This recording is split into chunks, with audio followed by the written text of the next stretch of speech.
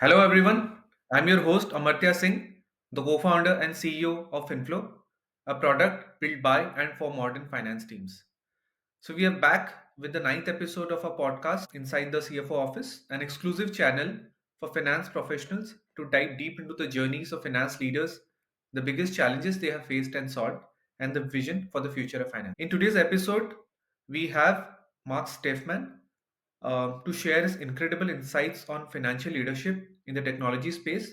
Today's episode is focused on CFO leadership at a global tech major firm. With a career spanning over 2 decades across investment banking and CFO roles, Mark has played a pivotal role in shaping financial strategy for some of the most innovative companies in the world. Currently, Mark is serving as a Chief Financial Officer at InMobi, the world's leading generative AI driven consumer technology platform, unlocking digital experiences globally. He brings along extensive expertise in scaling global technology businesses, especially from a finance team's perspective. Prior to this, he led global technology investment banking at Piper Jaffray and held leadership positions at Jefferies, Bear Stearns, and Prudential Securities. His deep expertise in financial strategy, M&A, and market dynamics has helped drive growth and transformation in the companies that he's worked and led.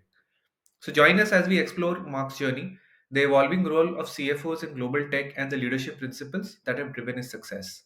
He would also share his views on evolution and adoption of advanced technologies like AI ML and how the technology has reshaped the finance function, and especially on the challenges between handling the finance functions from a globally vis-a-vis US and India. So, and on a personal note, I've had great discussions with Mark and on multiple things. So, Thank welcome, you, Mark. Mark. Nice to be here. Thanks. Nice to have you with us. So, Mark, let's kickstart the podcast. Let's start from where it all started, right? And, Mark, your career has spanned across investment banking and your current role as CFO at InMobi. And that's an incredible progression. Can you share some of the key moments or turning points that shaped your journey from investment banking to leading finance at a global tech Sure. company? Yeah, it's been quite a journey for me. I started in the 90s as a young banker in New York. I was covering the real estate industry. I never thought I'd leave. I had a great run there. I enjoyed it. So I never imagined I'd be where I am today. It happened in the late 90s, almost 2000. I was working on a deal out in San Francisco. It was the heart of the dot-com boom, and just the energy of the tech community was quite infectious. And I realized I was learning a lot about brick and mortar businesses, but didn't know what I was missing out here, and got curious about tech. And an opportunity came for me to move to San Francisco in early 2000 and really take on a new personal growth cycle for myself and my career path, and made that journey. And then for the next 18 years, I spent working with technology companies on capital raising, M&A, IPOs. I think I worked on some hundred, some odd transactions, raising about $25 billion, probably about 60 IPOs in that time. And even with all that, I felt my personal growth plateauing at some point, and realized I'd developed a lot of pattern recognition around what a successful exit looks like. And maybe I could help an entrepreneur shape a business to realize that kind of success. And I'd never built an operating business. So I was very lucky to partner with Naveen and the other founders here at InMobi in 2018. I joined InMobi at quite an inflection point for us. We'd already built a scaled B2B business focused on mobile advertising. And over the next few years, we'd lay the groundwork for where we are today, really platformizing our advertising business to make it much more predictable. And today, our software is embedded in 50,000 apps, which reach more than 2 billion users globally. Importantly, we also began scaling our B2C business, which is called Glance. And that's a Gen AI platform sitting on more than 400 mobile phones and TVs globally. And so we put those pieces together. We have a top 10 internet platform with, by the size of the audience that we reach globally. It's been quite a run. Got it. No, I think I've shared this with you. I've been a big fan of InMobi's growth story, right? It's been a phenomenally driven business, the technology, the growth, and the entire point of seeing advertising technology has been really immense, Yes. Yeah, right? yeah. And I mean, yeah, it's one of our core theses, which is ultimately the internet is powered by advertising, and a lot of businesses correct. need to be successful in advertising to build the kind of profitability that they'll need to be successful. And we partner with those businesses. Today, we're partnered with a lot of the largest companies in the world to help them build successful advertising platforms. Right, right. You must have seen a lot of, challenges and, a lot of problem statements in your journey at InMobi especially. So I'd like to double down on the InMobi experience, right? It's been what, 8 years? 8 years at 7 years. InMobi, right? In the last 11 years, right?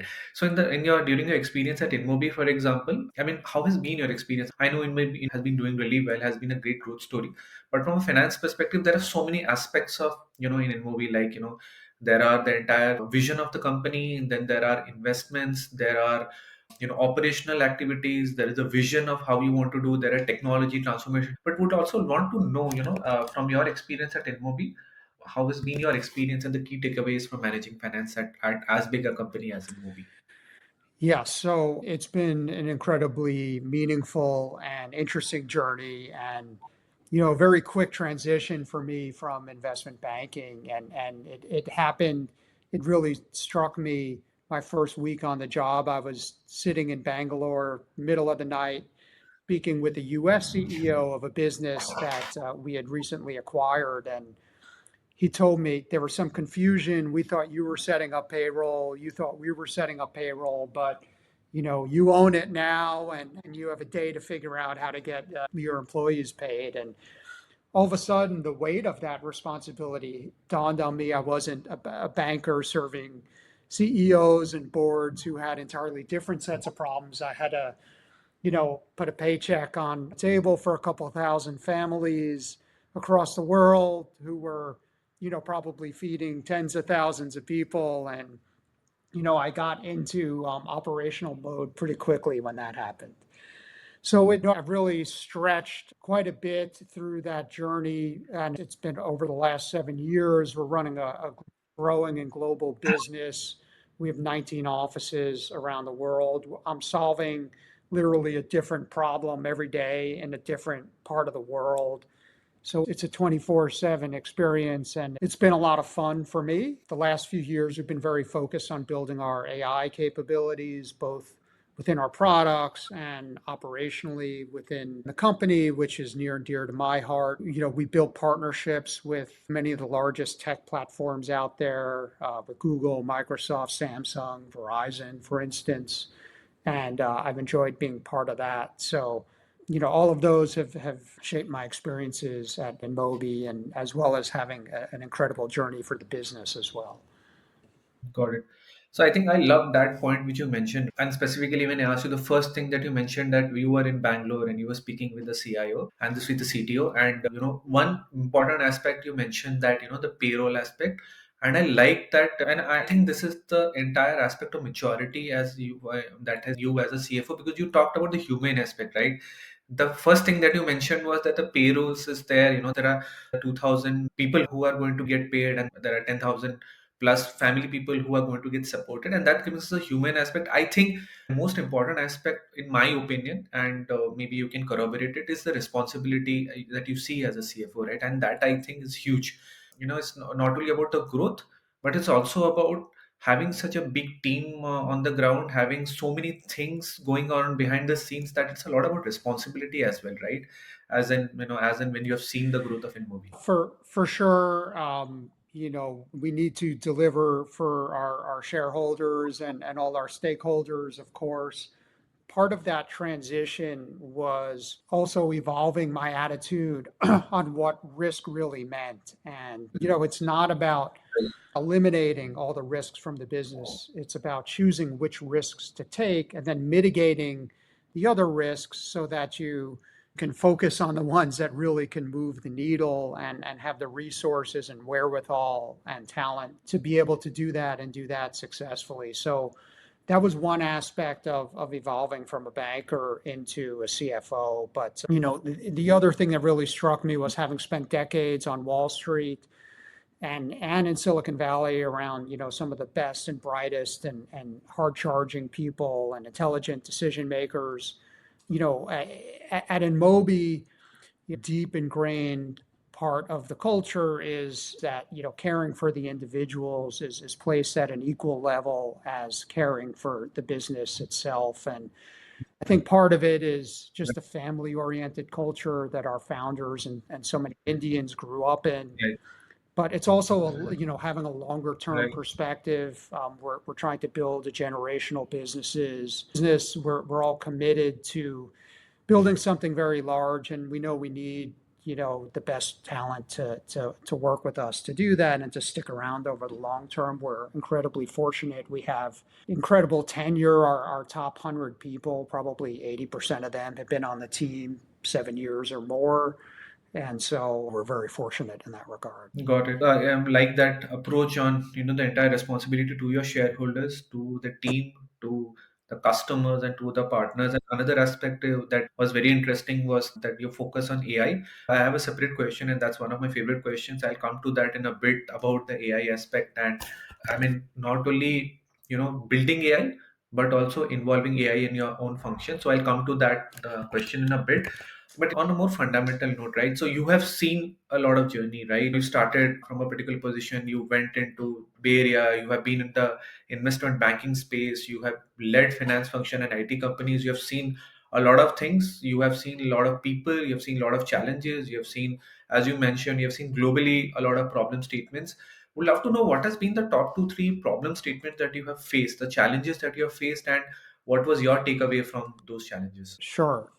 So great question. Yeah, I've seen a lot. I spent 2.5 decades on Wall Street. I couldn't have imagined some of the things I would have had to do on 9/11. I was working at Bear Stearns the day Bear Stearns went under, and so I've seen some pretty unimaginable things. That in Mobi, we had to navigate through the COVID pandemic, and doing that on a global basis was an incredible challenge. So living through those, I'll call them life events, put everything else in perspective pretty quickly for me. But in retrospect, I think some of the bigger challenges I faced on my own personal career path, moving from Wall Street and into the corporate ranks, was maybe being a little bit limited by the success I had on Wall Street at an early stage in my career. And looking back, I wish I'd made bigger bets on myself and made those bets sooner, had been more entrepreneurial in my career path earlier on. And I'm really appreciative of the experiences I've had and the friends I've made along the way. But I saw a lot of really interesting trends in private equity and venture capital and then technology forming out in the Bay Area. And I should have jumped on the train much sooner. Right. I mean, this is my personal experience also. I also believe that at some point of time, there could have been some things that I could have done before, which was more. But I think on a more fundamental note, I believe that things happen at the right time, and things tend to happen at the right time. You always believe that things could have happened previously, but I think you were exactly at the right space at the right time. You joined InMobi at the exactly right time because you had that kind of experience, and InMobi needed you at that time, and that's how it happened. You were at the right I time. am in complete agreement with that. So, yeah, one of the interesting parts of my journey has been Right. studying a lot of Eastern religions, especially as I've spent so much time in India, and philosophically can align with that. And we have also had a chat about this also, right? And I like that approach for being open to seeing things, I mean, in towards the Indian culture and towards the Eastern culture, and the overall East Asian culture, the Asian culture itself is very very deep, and a lot of things in terms of cultural diversity over there. But yeah, I think I appreciate the answer with regards to the challenges, because taking the right step at the right time is very important. But I also see that you have taken the jump from investment banking to the technology. That itself was, in my opinion, is a huge jump. So I'm sure that you learned from your lessons, and you took that right switch Yeah. at the right time. So right. Right. Let's move to the next question. And this is one of my favorite questions. We talked about AI, right? And we talked about how InMobi is using AI for bettering the entire functions of running business, but also within InMobi also there are multiple applications of AI, right? So would love to know what is your perspective on AI, especially in reshaping finance, right? And how have you seen the overall journey of involving AI in InMobi? Because AI has come up in the last half a decade, right? And this is a great time to be leading AI ML applications and transformation. So what is your take on AI in finance within InMobi and AI in finance in general? Sure. Thanks for that great question. And at the corporate level, AI is central to everything we do at InMobi and Glance. We describe ourselves as a generative AI-led consumer technology platform. Both our advertising business at InMobi and Glance businesses leverage foundational AI platforms to help tackle, some very large problems. We believe we're a world-leading technology company when it comes to Gen AI in particular. And that includes having a platform that will show kind of Gen AI selfies with fashionable looks that are shoppable on the lock screen of phones, very personalized, creating personalized ads for users across devices. And so, really, our mission is to use Gen AI to create a personalized internet for every user, not just personalizing the content you see, or the selection of the content, but personalizing the content itself and a personalized internet, making that available in the most approachable way for users. And that is what we've been building. And so Gen AI is central to that, and AI in general. And then, of course, internally and operationally, AI and automation has been at the center of everything we do as a company and our core finance processes. We've undergone a process of automating them entirely over the last few years. So, we're a 17-year-old business at this point. We had a lot of tech debt to unravel to get to this point, and it's been quite a journey on the migration. And I'm sure FinFlow, you understand all this well. Implementing Mhm. AI Yeah, right. operationally, it's only possible once you're ready with your data in terms of, the quality and comprehensive and organization of that data. So we started by Right. cleaning our largest legacy databases from Salesforce and our ERP, and we had a number of homegrown systems that we built over the years. We now have built a single source of truth for the organization, which is a centralized data lake built on Databricks. We implemented a comprehensive integrated suite of software to cover all our core functions. So Salesforce Einstein, we migrated to MSD for our ERP, and we have success factors. So we're really covering all the processes within the company. Today, every business decision is fully data driven. We have, real time BI dashboards, and every key process and metric is easily visible for decision makers. And the AI is still learning a little bit that we have implemented and getting smarter all the time, but we're really starting to move the needle in the quality and timeliness of the decisions we. I think the entire journey of applying AI internally, right? For example, there are two aspects to it, right? One is the general application of Gen AI within InMobi, and the other aspect is being on the technological growth journey or transformation journey within InMobi, for example, right? We talked about migration and more towards migrating towards creating a single source of truth. And we talked about it, right? We at Finflow believe that creating a single source of truth is very important, because any kind of AI ML application that you want to build and any kind of models that you want to build, that you want to predictive models, decision making models that need to be built, the data lake that you're creating is very important. If it is not consistent and if it is not having homogeneous units all around it, it does not have proper workflows, then any kind of models becomes very difficult to build. So I completely see, and I also see that the way you are applying Gen AI in the products that you sell is also coming, that wisdom is coming into the internal applications of the Yes, applying yes, AI. for sure. And but there are certain things AI can't fix. And so to get that data flowing and to really dig into our internal processes and streamline them and makes the automation a lot easier. Technology can't fix bad processes. So I think that was a great Yeah. learning that we took out along the way and have ingrained into the fabric of how we operate the business. Got it. That was a great answer, and thanks for sharing your response on the AI implementation in finance function. So we'll move to the next question, Mark. I think we were talking about you handling a global business of InMobi, right? And there are multiple geographies, and but major two geographies from a US and India standpoint, right? And you have led finance functions at both geographies. You have seen challenges. Especially from a leadership perspective, and I'm sure there are so many things to look at. There are people, there are customers, there are investors, there are bookkeeping in both the countries, there are regulatory aspects, taxation aspects, and these are just a few that I could count, right? And then there must be some 50 to 100 item list that you must be focusing on. So from a US to India perspective, I would love to know from a leadership perspective, what are the key differences that you have noticed between the two geographies and the Sure. similarities? Great question. And it was really quite eye opening for me when I started doing business in India, where I had never been until 2018. So I really jumped in with both feet. And I'm not sure enough American business people are really aware of the massive secular growth trends that are happening in India. Right. I know I wasn't before I joined InMobi.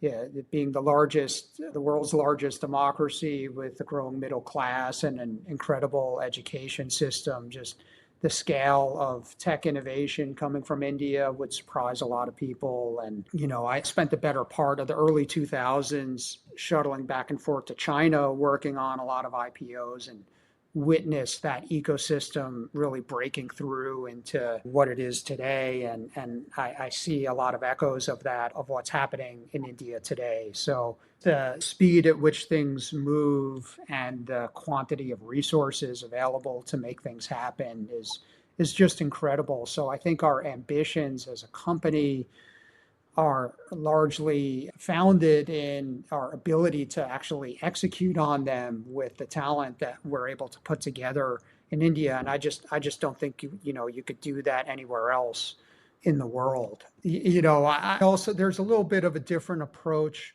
in terms of the meetings are very different, right? They can be long and they're incredibly in depth, and it took a little getting used to, right? And while we circulate pre-reads to be more efficient and make sure we elevate all the different points of views, our problem solving at InMobi is in depth, right? That's the way that we believe we can solve the complicated problems that are facing us. And we're sitting in incredibly complex ecosystems. And it's just part of the culture from our founders, on down, the incredible ability to focus on problems and think through solutions from just every different angle and in great detail before we make decisions. We really pride ourselves on that. And that's the kind of talent we look to bring into the company. And that can lead to some long meetings, but that's really where the invention happens, when we're sitting around the table and we have worked very hard to bring people back to the office full time, because while we had a lot of efficiency while people were working from home, there's nothing like sitting around the table when you're trying to invent, and that has been a key part of our Right. culture. Got it. And great. I think one of the important aspects you mentioned was about the culture, right? And the how the meetings are done in a US and how the meetings are done in India. What is the pre-read and what is happening in the discussion, the timelines of that meeting, whether you're going beyond the scheduled time, and how do you capture the minutes of meeting? How do you act upon the minutes of meeting? I mean, there are a lot of things. I'm sure that must be a challenge for you, and I'm sure that you do it really well, because from our meetings also I've seen that kind of leap of faith from your side to work towards finding a midway towards understanding and coming up with the best optimal way of handling meetings. So I think that was one big takeaway from within US and India. And the other is that you mentioned about the growth, the growth patterns that you have seen in China, you are seeing in India, with regards to the talent and with regards to the overall ways of doing business, applying technology. So that's also one more takeaway from your answer. So moving to the next question, we have seen the entire CFO tech evolving in a huge way, right? I mean, There is the pre 2000 era, there is a 2000 2010 era, then to 10 to 20 era, and post COVID, and then in the last 4 5 years, CFOs have become the drivers of success. They have become one of the biggest advisors to the CEOs and to the board, because the entire aspect of cash flows, it has become really really important. Firms have understood the importance of cash flows, and there is a need from the CFO's perspective to get that balance right. So I'm sure, I mean, from that perspective, and matching it with the CFO tech perspective, the entire evolution of AI and application of AI has also changed around things. We are talking about a lot of great technology or approach to it, like building a source of truth on data breaks, using success factors, using FP&A tech tools. There's so many gamuts of things, right? So, as a CFO, what do you believe will be the next innovation or the biggest trend that is going to happen for the Yeah, great, CFOs? great question. And look, AI has already dramatically changed the workflows within our finance team. And maybe the lowest common denominator is automating some of those manual processes so that our talent can spend more time adding value to the business itself. And then maybe the next level is using agents for anomaly detection and predictive analytics, all which are facilitated by machine learning on the vast quantity of internal data that we have access to today. But today, still a lot of that pattern recognition requires significant human oversight and some inferences being made by Yeah, experienced finance professionals. So I think, with respect to AR, that and predicting cash flows, soon the agents will be able to take on a lot of that. And being able to do that will require having an expanded view, not just across the AR landscape, but across the whole financial systems of the company. yeah, And AI is moving in a direction to streamline a lot of that today. I think a real game changer is going to be when the agents can lead interactions with our external partners to help resolve some of the more complicated problems that tend to slow down a closing or a collections process when you're dealing with customers or partners. The data systems aren't necessarily tied together. That's where, human beings spend a lot of time on the phone with a lot of context behind them, understanding problems and solving both for your partners and for yourself and getting to the right answer. And when AI can have that context, it can help us do that much faster. And there's probably no better place for that than in AR automation as a start, because it is an area where you still spend a lot of time at the end of the month and in the closing process, aligning with customers. When you're in a B2B business and an ecosystem like advertising, it's right. still a pretty big usage of time for us. Well, I loved your answer. We are completely aligned, right? We at FinFlow have been like thinking in that direction, and we also believe that agentic AI is the future. But it's not a straight up approach to agentic AI, and it's very important to understand the use cases, understand where a person is investing time and energies, understanding how can they. So there are two aspects of AI, right? One is automating repetitive tasks, and the other is how can you take better decisions using as insights. You mentioned about how can you forecast data, right? That's one great application. So there are two aspects to it. One is automating repetitive tasks, and the other taking decisions.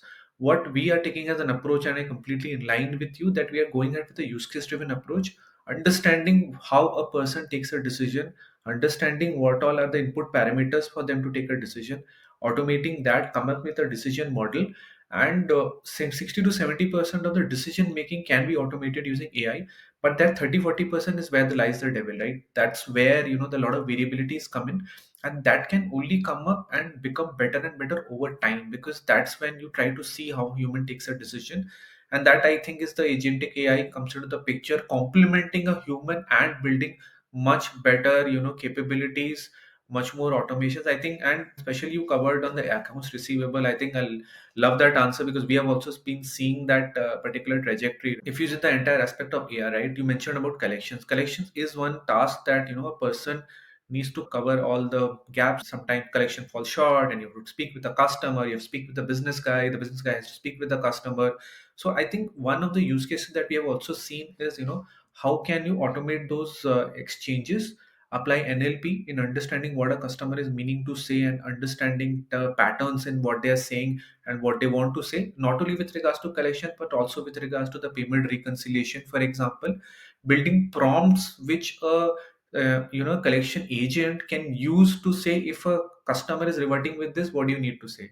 Make it as standardized as possible, as it should be so consistent across the company that the work becomes much more predictive and much more automated. But loved your answer. That's where we are also aligning and thinking in the same direction. But I think you are a step ahead and you already are thinking or No, have been no, thinking about it. brilliant, and I'm aligned completely. And at the end of the day, there's an 80-20 problem in finance where you spend a disproportionate amount of, maybe it's even 95-5. You spend a disproportionate amount of time on the corner cases and solving for those because we're in an exact science. If machine learning and AI can help us maybe get that 95% pretty automated, then it would make life a lot easier.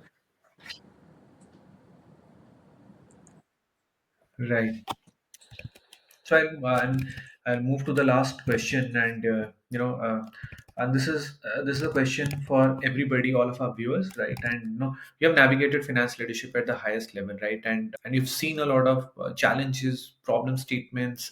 You've seen cultures. You've worked with a lot of people. What would be your advice to aspiring finance professionals? How should they navigate the very quickly changing financial tech landscape and want to grow higher in the finance leadership landscape?